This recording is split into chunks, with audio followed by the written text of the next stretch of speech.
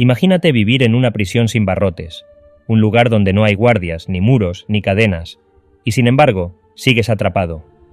Lo curioso es que no intentas escapar, ni siquiera te das cuenta de que estás encerrado. La mente puede convertirse en su propia prisión. Y lo más inquietante es que muchas veces somos nosotros mismos quienes cerramos la puerta. Michel Foucault pasó su vida estudiando el poder. No el poder visible de los gobiernos o las instituciones, sino aquel que se esconde en lo cotidiano, en las normas, en las miradas de los demás, en el lenguaje. No necesitas estar en una celda para ser un prisionero, basta con que creas que debes comportarte de cierta manera. ¿Quién decide qué es normal y qué no? ¿Cuántas de tus ideas son realmente tuyas? ¿Y cuántas fueron impuestas sin que siquiera lo notaras? Aquí es donde entra Foucault. Sus estudios sobre el control social y la disciplina revelan que no es necesario un castigo para obedecer.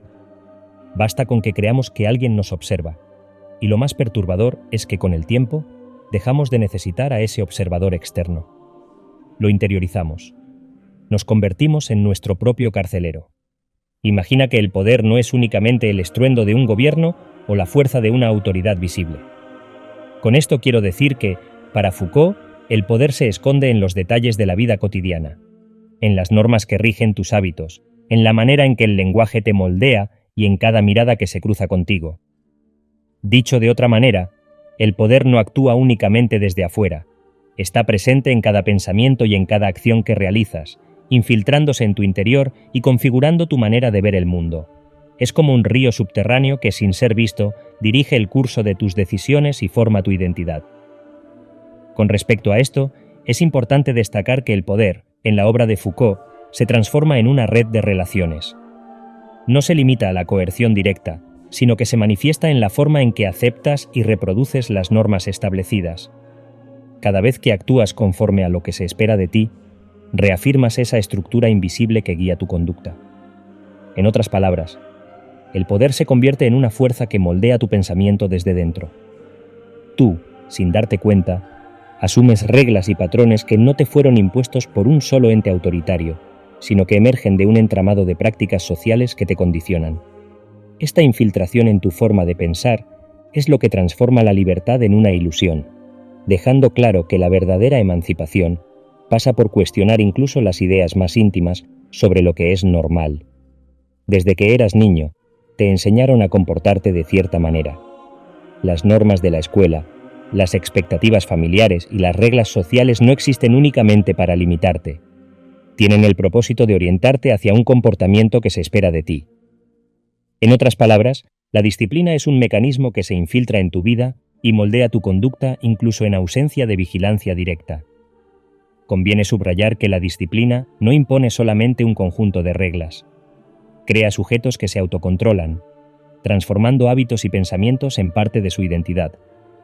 Imagina que cada regla es como una pieza de un reloj. Cada engranaje contribuye al ritmo de tu existencia, regulando tus acciones y decisiones sin que alguien esté observándote constantemente. Así, te conviertes en tu propio guardián, reproduciendo de manera automática las conductas aprendidas. Lo anterior no quiere decir que la disciplina sea únicamente restrictiva.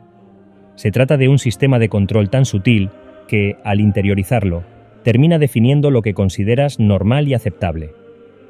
Como resultado, tus elecciones diarias y tu forma de pensar se vuelven parte de una red de normas internalizadas, donde el control se ejerce desde adentro, en cada gesto y en cada pensamiento.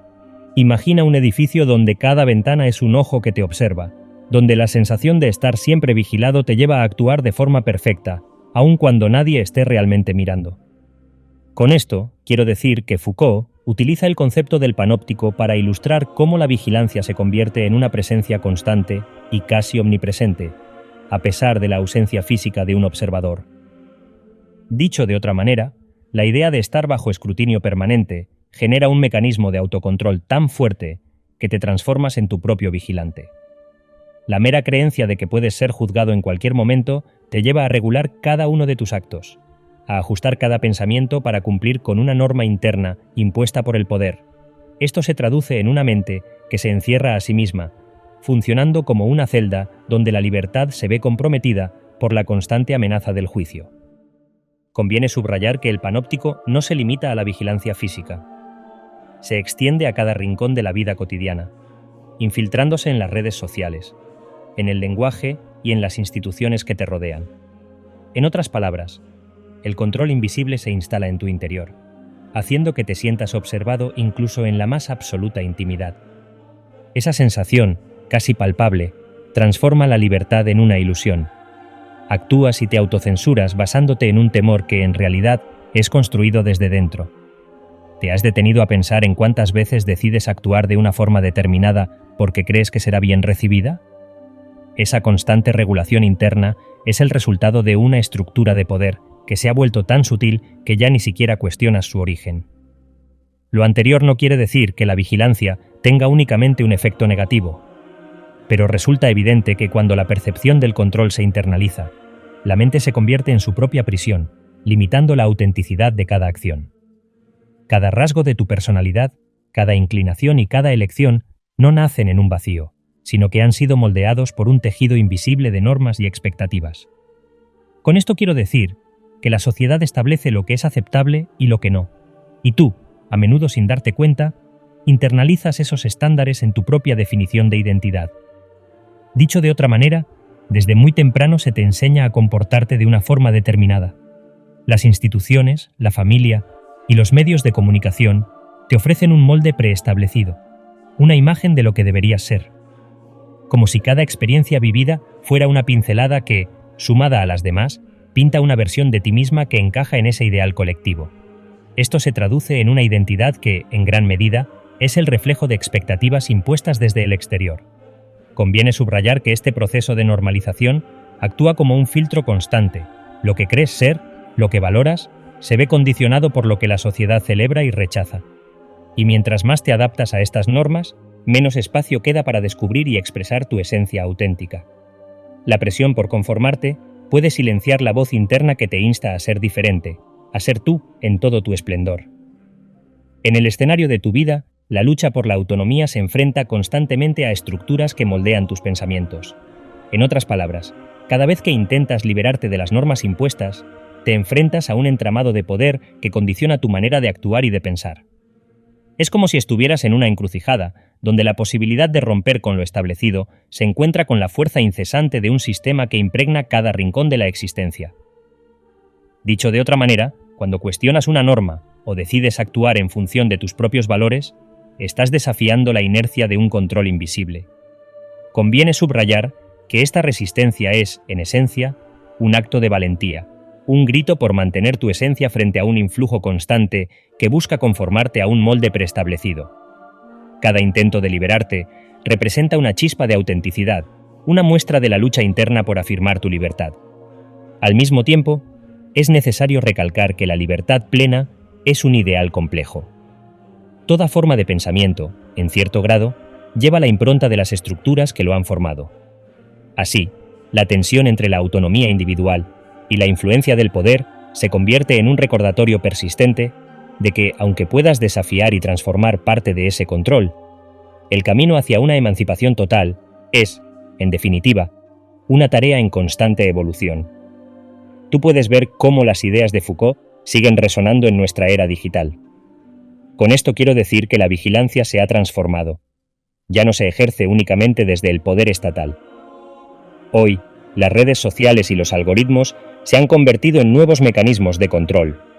Dicho de otra manera, vivimos en un mundo en el que cada clic, cada me gusta y cada interacción en línea contribuyen a un sistema descentralizado de vigilancia.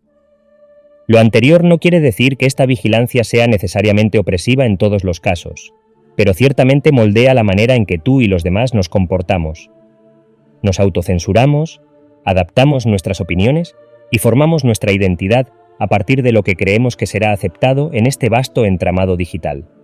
Es necesario recalcar que el control en la era digital se manifiesta de formas sutiles y penetrantes. Las plataformas de redes sociales, a través de algoritmos que analizan cada una de tus acciones, crean perfiles que determinan qué contenido verás, limitando así tu acceso a una diversidad de ideas. Asimismo, esta hiperconectividad te coloca en una constante exposición, donde la vigilancia se vuelve parte de la rutina diaria, y la libertad individual se ve amenazada por la presión de conformarse a estándares virtuales. En otras palabras, la descentralización del poder y el control se manifiesta en un escenario en el que tú eres tanto el sujeto como el objeto de observación. Las estructuras de control se han expandido a cada rincón de la red, moldeando tus comportamientos y decisiones sin que te des cuenta. Hemos recorrido un camino en el que se ha desvelado cómo el poder se infiltra en cada aspecto de tu vida, moldeando la manera en que piensas, actúas y te defines. Has visto cómo la disciplina, la vigilancia panóptica y la normalización te transforman en un sujeto que muchas veces se autocensura y se conforma con roles prefijados. Con esto quiero decir que entender estas dinámicas es esencial para reconocer cuántas de tus ideas y acciones están condicionadas por estructuras de control que operan de forma invisible. Lo anterior no quiere decir que el control sea absoluto, pero invita a cuestionarte. ¿Cuánto de lo que crees y haces realmente nace de tu propia voluntad? Al conocer estas influencias, se abre la posibilidad de recuperar tu autenticidad y construir una subjetividad libre, donde la voz interna prevalezca sobre la imagen que otros esperan de ti. El poder no es algo que se toma, es algo que se comparte. Y aquel que no puede compartir, termina encadenado a sus propias limitaciones. Que estas palabras te impulsen a reflexionar y a buscar en tu interior la fuerza para liberarte de las prisiones invisibles, recordándote que tú tienes el poder de definir tu verdadera identidad.